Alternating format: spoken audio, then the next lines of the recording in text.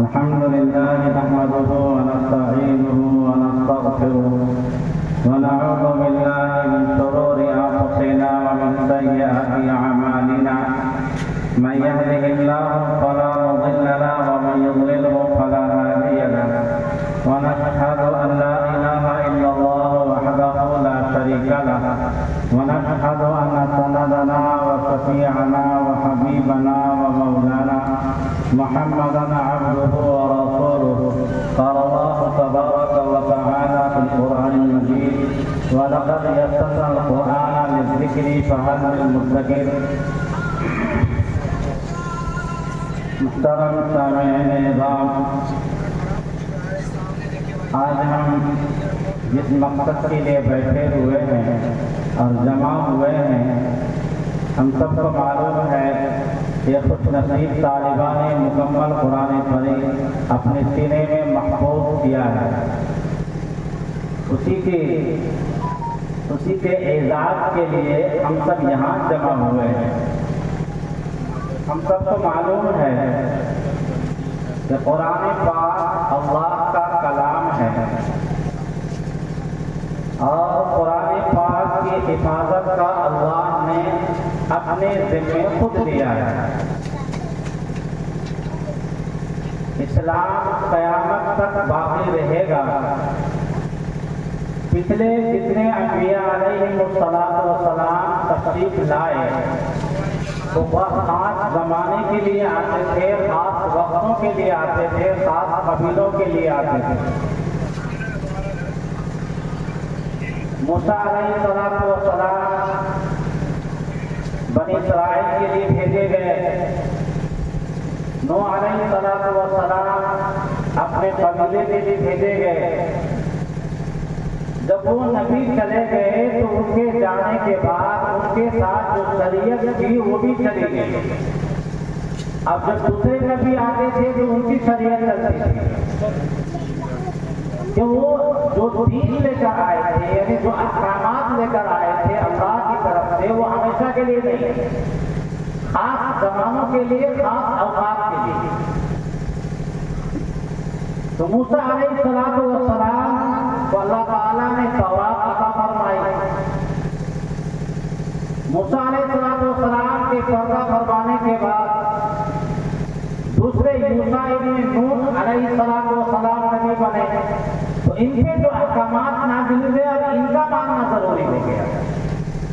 ہر زمانے میں جو انبیاء علیہ السلام تشریف لائے تو ان کی نبوت کو ثابت کرنے کے لیے، لوگوں کے سامنے ظاہر کرنے کے لیے اللہ نے معجزہ عطا فرمایا. معجزہ کہتے ہیں نبی کے ہاتھ سے، نبوت کے دعویٰ کرنے والے کے ہاتھ سے خلاف عادت چیزوں کا ظاہر ہونا. جیسے آگ کی تاثیر ہے جلانا، اب آگ اگر نہیں جلائے تو خلاف عادت ہے. پتھر ہے، اس میں لاٹھی مارنے سے چشمہ جاری ہو جائے تو ظاہر سی بات ہے پتھر سے پانی کا نکلنا یہ خلاف عادت ہوگا. تو یہ سب خلاف عادت چیزیں جو ظاہر ہوتی ہے اسے بولتے ہیں معجزہ. تو ہر نبی کو اللہ تعالیٰ نے معجزہ عطا فرمایا تاکہ ان کی نبوت کی صداقت لوگوں کے سامنے ظاہر ہو جائے. اب دوسرا یہ بھی ہوتا تھا کہ جس زمانے میں جس چیز کا زور ہوتا تھا، لوگوں کے ذہن میں جس کی اہمیت بیٹھی جاتی تھی، اسی طرح کا اللہ تعالیٰ معجزہ عطا فرماتا تھا. موسیٰ علیہ السلام کے زمانے میں جادو کا بڑا زور تھا تو اللہ تعالیٰ نے موسیٰ علیہ السلام کو جو معجزہ عطا فرمایا تھا تو اسی طرح کے تبدیل سے، وہ جادو نہیں، جادوگروں نے رسی پھینکی وہ سانپ بن گیا. موسیٰ علیہ السلام نے بھی اللہ کا حکم سے لاٹھی پھینکی وہ بھی سانپ بن گیا. لیکن دونوں میں فرق واضح تھا کہ موسیٰ علیہ السلام کی لاٹھی جو سانپ بن گئی تھی وہ حقیقت میں سانپ ہے، اور ان کی جو رسیاں لاٹھی بنی سانپ بنی تھی وہ صرف نظر کا دھوکہ تھا، وہ خواب نہیں تھا. موسیٰ علیہ السلام جب یوں بغل میں ہاتھ نکالتے تھے تو یہ بیضا کی طرح سفید بالکل چاند کی طرح چمکتا تھا. معجزہ عطا فرمایا۔ عیسیٰ علیہ السلام کے زمانے میں ڈاکٹری کا بڑا زور تھا، ڈاکٹروں کو اپنی طب پہ بڑا ناز تھا، تو اللہ تعالیٰ نے ان کی نبوت کی صداقت کو ظاہر کرنے کے لیے اللہ نے ان کو بھی اسی طرح کا معجزہ عطا فرمایا کہ کسی نابینے پہ ہاتھ پھیر دیتے تھے تو اللہ ان کی روشنی کو لوٹا دیتے تھے، کسی بیگ سے معذور پہ اگر ہاتھ پھیر دیتے تھے تو اللہ تعالیٰ اس کو ٹھیک کر دیتے تھے، وہ مٹی کے ٹکڑوں کو بناتے تھے اور چاہتے تھے اللہ کے حکم سے زندہ ہو جائے تو اللہ تعالیٰ اس کے اندر روح کو پھونک دیا کرتے تھے۔ تو جس زمانے میں جس کا زور تھا اسی طرح سے اللہ تبارک و تعالیٰ نے اس نبی کی صداقت کو ظاہر کرنے کے لیے معجزات عطا فرمائے۔ نبی علیہ السلام تصدیق فرماتے وہ عرب کا علاقہ تھا، عرب اپنے آپ کو عرب کہتے تھے کہ ہم ہی بولنے والے ہیں، اور اپنے علاوہ کو عجم کہتے تھے، عجم کا مطلب ہوتا ہے گونگا۔ عرب آج بھی اپنے آپ کو عرب کہتے ہیں اور باہر جتنے والے رہنے والے ان کو عجم کہتے ہیں کہ بولنے کی صلاحیت، فصاحت، بلاغت، باتوں کو بولنا، اس کا انداز، اس کی تعبیر، اسلوب، جی صرف عربوں کو اپنے فخر ان کا ناز تھا۔ اللہ تبارک و تعالیٰ نے اسی طرح کا معجزہ عطا فرمایا اور یہ اعلان کیا کہ اگر تم کو اپنی فصاحت پہ ناز ہے، اپنے کلام پہ ناز ہے، اپنے عربیت پہ ناز ہے تو میں نے قرآن پاک کو اتارا ہے، ایک آیت اس کے برابر لے کے آؤ، لیکن پورا عرب مل کر بھی ایک آیت نہ لا سکا، نہ قیامت تک لا سکے گا۔ اللہ تبارک و تعالیٰ نے صاف کہہ دیا نہیں یاتو بھی مثلی، تم ہرگز اس کی طرح کلام نہیں لا سکتے، قیامت تک کے لیے وہ چلے گئے۔ اب یہ انبیاء علیہ السلام آتے تھے چلے جاتے تھے، ان کی حکومت اور ان کے احکامات بھی ختم، لیکن اسلام جو آیا وہ قیامت تک کے لیے آیا۔ تو اللہ تبارک و تعالیٰ نے ایسا معجزہ عطا فرمایا کہ نبی کے پردہ فرمانے کے بعد بھی وہ معجزہ قیامت تک باقی رہے گا۔ ساری دنیا مل کر کے بھی اس میں ایک ذرہ زیر پیش میں ذرہ برابر تبدیلی نہیں کر سکتی۔ آج ساری دنیا ملی ہوئی ہے کہ قرآن پاک کو مٹا دیا جائے، لیکن قرآن کا حفاظت کا اللہ نے وعدہ فرمایا، اور قرآن کی حفاظت کو اللہ نے یہ کہا کہ تم کیا مٹاؤ گے، تم کتنے حروف کو مٹا سکتے ہو، کتابوں کو جلا سکتے ہو۔ اور اللہ نے عجیب و غریب نظام اللہ کا، اللہ نے حفاظت کا وعدہ کتابوں سے نہیں کیا۔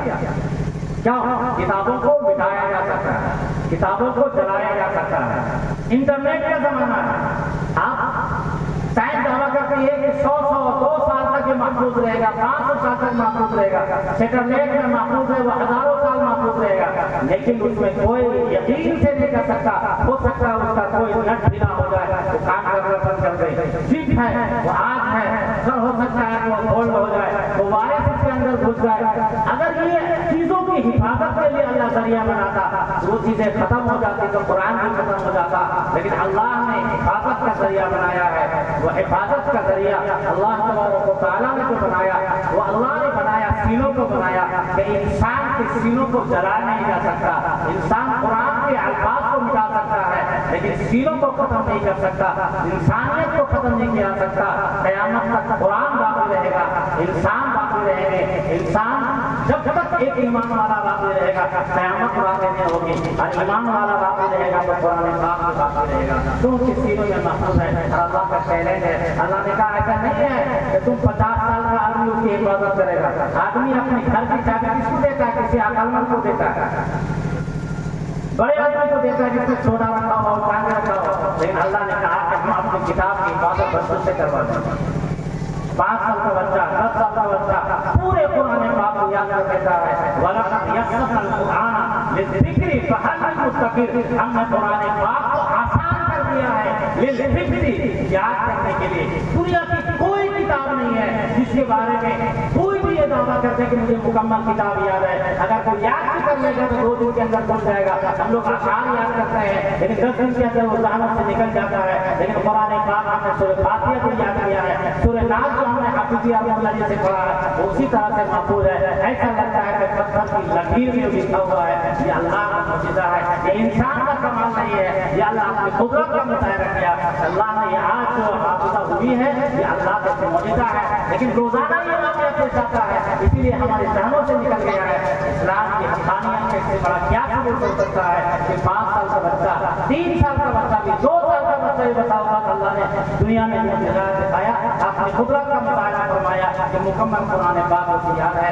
اللہ تبارک و تعالیٰ ہمیں اسلام کی، ایمان کی اہمیت سمجھنے کی توفیق عطا فرمائے اور قرآن پاک کو پڑھنے، سمجھنے، تلاوت کرنے کی توفیق عطا فرمائے، قرآن پاک کو سمجھ کر کے پڑھنے کی توفیق عطا فرمائے۔ آج قرآن پاک ہم پڑھتے ہیں لیکن سمجھنے کی کوشش نہیں کرتے ہیں، اسے ضرور سمجھنے کی کوشش کرنا چاہیے۔ ایک واقعہ سناتا ہوں کہ اگر کسی کا بیٹا امریکہ پڑھنے کے لیے گیا، وہ خط لکھ کر کے دیا اپنی ماں کو انگریزی میں، اور آنے کے بعد اس کا بیٹا کا خط ہے، پوری ماں انگریزی نہیں جانتی ہے، تو یہ کہہ کر کے پورے گاؤں میں نہیں پھینکے گی کہ زبان یار ترکی من نمی دانا، کہ بیٹے کی زبان تو انگریزی ہے، مجھے کیا معلوم بیٹے نے کیا لکھا ہے، چلو اس کو جلا ڈالتے نہیں، بلکہ وہ محلوں میں دوڑے گی، شہروں میں جائے گی، علاقوں میں جائے گی، جو بھی انگریزی جاننے والا ہے اس کے پاس جائے گی اور کہے گی کہ میرے بیٹا کا جو پیغام ہے، میرے بیٹے نے جو لکھا ہے وہ کیا لکھا ہے مجھے پڑھ کے سناؤ، تو اسے حق کی اہمیت یاد آتا ہے۔ یہ قرآن پاک اللہ کا حق ہے ہمارے نام، اللہ نے ہمیں ہدایت کے لیے، دنیا میں زندگی گزارنے کے لیے اور اپنے اصلی مقام جنت میں جانے کے لیے اللہ نے ہمیں پیغام دیا ہے۔ اس پیغام کو پڑھنا چاہیے، سمجھنا چاہیے اور اس پر عمل کرنا چاہیے۔ اللہ تبارک و تعالیٰ اس بچی کو اور جو بھی اس میں جامعہ میں پڑھنے والے ہیں تمام کو اللہ تعالیٰ دین دنیا دونوں میں ترقی عطا فرمائے۔ اس مدرسے کو بھی اللہ تعالیٰ اپنے خزانہ غیب سے مدد فرمائے، یہاں کے پڑھنے والے، پڑھانے والے ہر ایک کی اللہ تعالیٰ حفاظت فرمائے، ہر قسم کے شرور و فتن سے حفاظت فرمائے۔ اور دعا فرماتے کہ اللہ تعالیٰ مدرسے کی اپنی زمین اور اپنی ایک بلڈنگ ہو، اللہ تعالیٰ اس کے بھی اسباب مہیا فرمائے۔ وآخر دعوانا الحمدللہ رب العالمین۔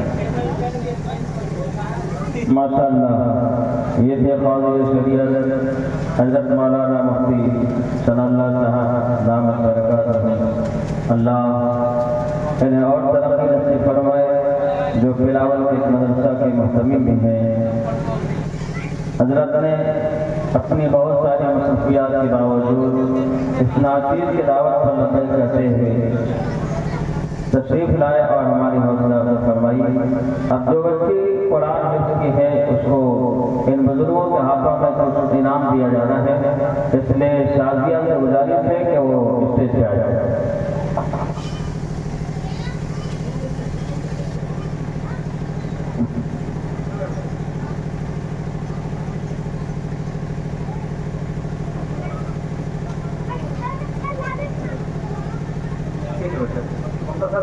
بسم اللہ الرحمن الرحیم، الحمدللہ رب العالمین، اللہم صلی علی محمد وعلی آلہ واصحابہ اجمعین، ربنا آتنا فی الدنیا حسنہ وفی الآخرۃ حسنہ وقنا عذاب النار، رب زدنی علما، رب زدنی علما، رب زدنی علما، رب یسر ولا تعسر وتمم بالخیر۔ یا اللہ ہم سب کے خطا و گناہوں کو معاف فرما، ہم سب کے بیٹھنے کو قبول فرما۔ یا اللہ قرآن پاک کی صفائی میں ہم سب کی مغفرت فرما، ہم سب کو قرآن پاک کا پڑھنے والا، پڑھانے والا، سمجھنے والا بنا دے۔ اللہ اس مدرسے کی اللہ ہر قسم کے شرور و فتن سے حفاظت فرما، حاسدوں کے حسد سے حفاظت فرما۔ یا اللہ اپنے خزائن غیب سے مدد فرما۔ یا اللہ جو بچیاں پڑھ رہی ہیں اللہ ان کے ذہنوں کو کھول دے، ان کے دماغ کو کھول دے۔ یا اللہ ان کو دین کا داعیہ بنا دے۔ یا اللہ ان کے ہر قسم کے شرور و فتن سے حفاظت فرما، ہر قسم کے شرور و فتن سے حفاظت فرما۔ یہاں کے پڑھنے والے، پڑھانے والے یا اللہ ان کو یا اللہ عقل سلیم، علم صحیح عطا فرما۔ یا اللہ صلح ہدایت اور صحیح نہج سے پڑھانے کی توفیق عطا فرما، ہر قسم کے شرور و فتن سے حفاظت فرما۔ سبحان رب العزت عما یصفون وسلام علی المرسلین والحمد للہ رب العالمین برحمتک یا رب۔